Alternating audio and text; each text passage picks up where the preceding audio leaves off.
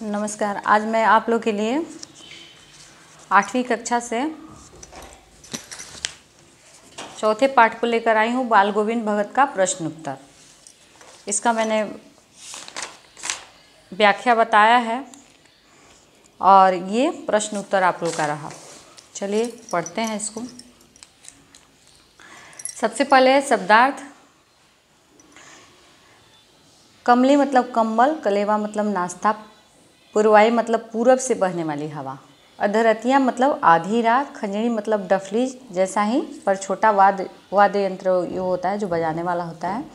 निस्तब्धता मतलब सन्नाटा, लोही मतलब सुबह की लाली जो सूर्य भगवान की होती है वो, आवृत मतलब ढका हुआ, खुश मतलब घास, बोदा मतलब मंदबुद्धि, संबल मतलब सहारा, जीने मने सीढ़ी, पंजर मतलब मृत शरीर, सुभग मतलब सुंदर। अब पहला प्रश्न है, बाल गोविंद भगत गृहस्थ थे फिर भी उन्हें साधु क्यों कहा जाता था? उत्तर है इसका, बाल गोविंद भगत गृहस्थ थे परंतु उनका आचरण साधु के जैसा शुद्ध था। वे कभी झूठ नहीं बोलते, खरा व्यवहार करते, दूसरों की वस्तु को छूते तक नहीं थे और न ही व्यवहार में लाते थे। वे अपना काम स्वयं करते थे। इसी आचरण की शुद्धता के कारण उन्हें साधु कहा जाता था। भगत ने अपने बेटे की मृत्यु पर अपनी भावनाएं किस तरह व्यक्त की? भगत अपने बेटे की मृत्यु पर उनकी संगीत साधना चरम उत्कर्ष देखा गया। संगीत साधना का चरम उत्कर्ष देखा गया। उन्होंने अपनी पतोहू से कहा कि उसे रोने के बदले उत्सव मनाना चाहिए क्योंकि आत्मा परमात्मा के पास चली गई। भला इससे अधिक आनंद की बात क्या होगी? उनमें उनका विश्वास था जो हमेशा ही मृत्यु पर विजयी होता आया है। उनमें उनका विश्वास था और वो जिस समय उनका पुत्र मरा था तो उस समय वो उत्सव मना रहे थे। अब है तीसरा, पुत्र वधू द्वारा पुत्र की मुखाग्नि दिलवाना भगत के व्यक्तित्व की किस विशेषता को दर्शाता है? तो पुत्र वधू द्वारा पुत्र की मुखाग्नि दिलवाना भगत जी के उज्जवल व्यक्तित्व, सच्चाई, उदारता, स्त्रियों के प्रति सम्मान एवं बराबरी का दर्जा मानना और महानता जैसी विशेषता दर्शाता है। उसके बाद है, बाल गोविंद भगत ने पतोहू से बेटे को आग क्यों दिलाई? यह है पाठ से आगे, एक क है पाठ से आगे। बाल गोविंद भगत ने पतोहू से बेटे को आग इसलिए दिलाई क्योंकि उनका मानना था कि पति पर पत्नी का सबसे अधिक अधिकार होता है और कर्तव्य भी। पति पर ज़्यादा अधिकार भी होता है और पति का ज़्यादा कर्तव्य भी पत्नी पर होता है, इसलिए उन्होंने पतोहू से बेटे को आग दिलवाया। उसके बाद है, पतोहू बाल गोविंद भगत को छोड़कर क्यों नहीं जाना चाहती थी?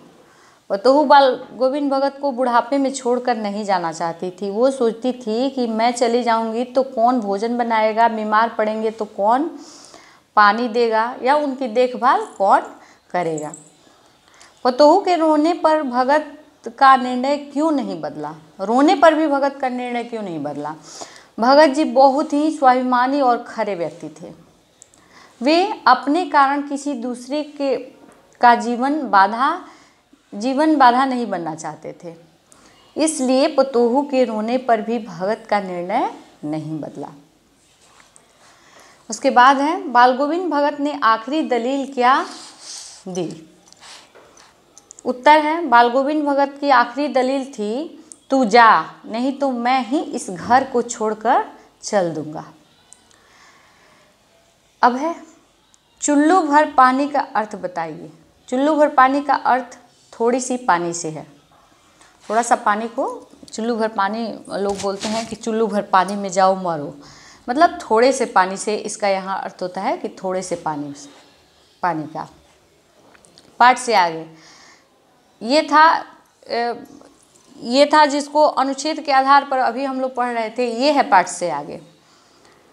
धर्म का मर्म आचरण में है, अनुष्ठान में नहीं, स्पष्ट कीजिए। बाल गोविंद भगत गृहस्थ होकर भी आचरण से साधु थे। वे लंबी दाढ़ी जटाजूट नहीं रखते थे, पर कभी झूठ नहीं बोलते, खरा व्यवहार करते, न किसी से झगड़ा करते, जिससे पता चलता है कि धर्म का मर्म आचरण में है, अनुष्ठान में नहीं।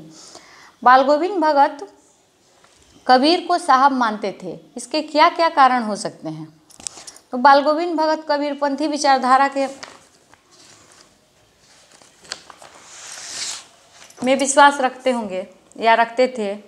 बाह्य आडंबरों को छोड़कर वो कबीर जी के बताए पथ पर चलना चाहते थे, इसलिए वो कबीर साहब को मानते थे।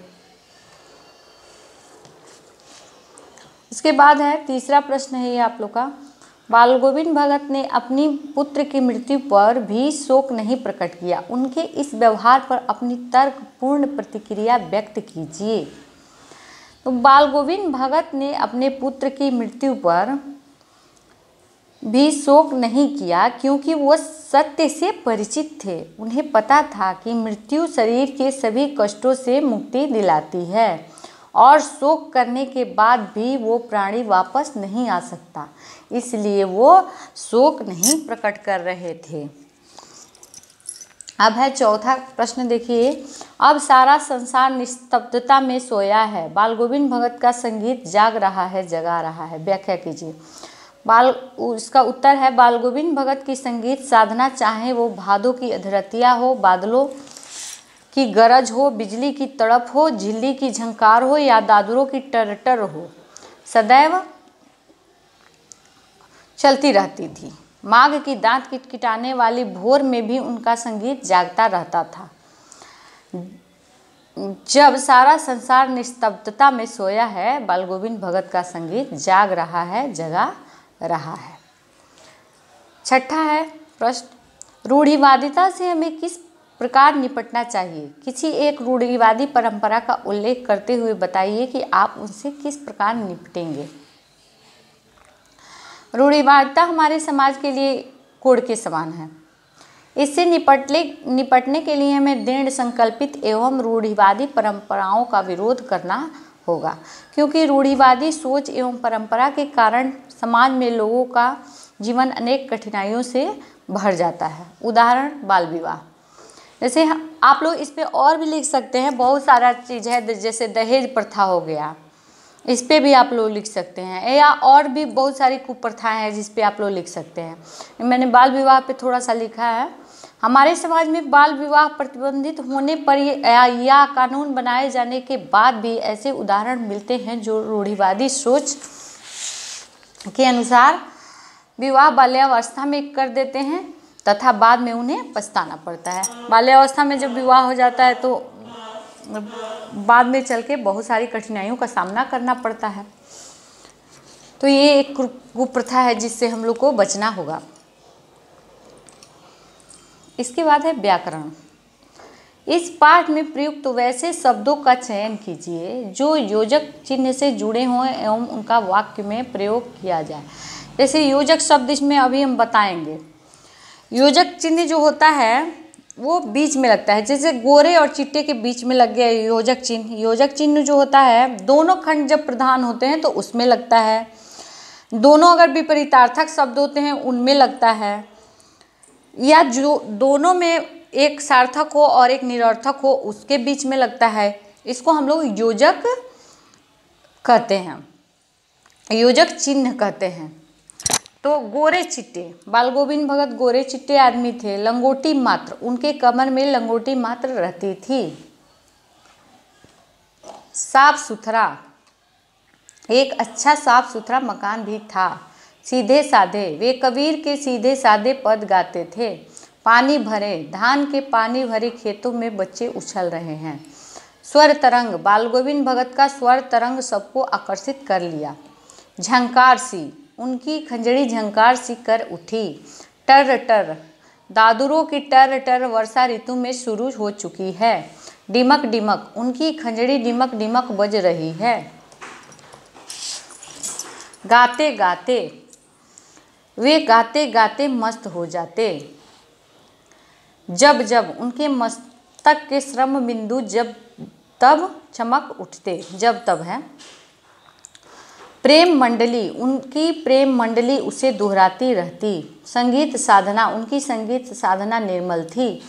मुझे तो इतना ही मिला है, अगर आप लोग को और मिलेगा तो और आप लोग खुद से भी लिख सकते हैं ऐसे शब्द अगर योजक चिन्ह वाले हो तो। इसके बाद है इस पाठ में आए क्रिया विशेषण को छांट करके लिखना है। तो क्रिया विशेषण किसको कहते हैं, पहले ये समझिए, वह शब्द जो हमें क्रियाओं की विशेषता का बोध कराते हैं, जो काम करते हैं उसका विशेषता बताते हैं, उसे क्रिया विशेषण कहा जाता है। जैसे ढिमक ढिमक बजना, एक उदाहरण के तौर पे मैं समझा रही हूँ। ढिमक ढिमक बजना तो क्या है, क्रिया हो रहा है, बज रहा है, और वो कैसा बज रहा है, ढिमक ढिमक, तो ये हो गया क्रिया विशेषण। इसी तरह है दो टूक बात करना, मैंने इसमें इसको पाठ से छांट करके लिखा हुआ है, दो टूक बात करना। खाम खा झगड़ा मोल लेना, बच्चे उछल रहे हैं, ढिमक ढिमक बजना, चिहुक उठना। और इसमें अगर क्रिया विशेषण आपको मिलता है तो आप लोग खुद से भी लिखिएगा। उसके बाद है आप लोग का गतिविधि, ये यहाँ तक तो हम बता दिए। उसके बाद है ये गतिविधि, तो गतिविधि है तो किसी खास प्रयोजन, खास मौसम पर गाए जाने वाले गीत को ढूंढिए एवं कक्षा में सुनाइए। तो आप लोग इसको बनाइएगा। इस पाठ में आषाढ़, भादो, कार्तिक, फागुन एवं माघ, विक्रम संवत कैलेंडर के मासों के नाम से शेष बचे मासों के नाम क्रम से लिखिए। तो मैंने इसको लिखा है, शायद आप लोगों को पता नहीं, बता देती हूँ। तो हम लोग का ये शुरू होता है चैत, वैशाख, ज्येष्ठ, आषाढ़, श्रावण, भाद्रपद, अश्विन, कार्तिक, मार्गशीर्ष, पौष, माघ, फाल्गुन। ये आप लोग का हो गया गतिविधि का दूसरा। और एक जो है वो उसको गाए जाने वाले गीत को आप लोगों को गाना है कक्षा में। तो ये जब से हमारी कक्षा शुरू होगी तो मैं आप लोगों से सुनूंगी। धन्यवाद।